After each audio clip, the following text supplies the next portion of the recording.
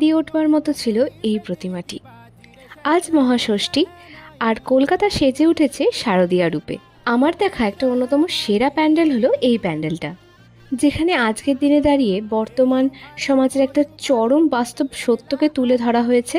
প্রতিনিয়ত আমরা যে ভেজাল খাবার খাচ্ছি এবং এর পিছনে থাকা কিছু মুষ্টিমেয় স্বার্থান্ধ গোষ্ঠীর অর্থলোলুপতা, এই পরিস্থিতিকেই মূলত তুলে ধরা হয়েছে এই প্যান্ডেলের মাধ্যমে। তারাপত্রয় তার শতবর্ষ পূর্তিতে এত সুন্দর একটা ভাবনা তুলে ধরেছে আমাদের সামনে। এই সমস্ত প্যান্ডেল ও তাদের এত সুন্দর সুন্দর চিন্তাভাবনার বহিঃপ্রকাশের জন্যই হয়তো কলকাতার দুর্গোৎসব সেরার সেরা। তো এত সুন্দর সুন্দর প্যান্ডেল একটা ভিডিওতে কভার করা পসিবল নয়, তাই এটা নেক্সট পার্টও আসবে।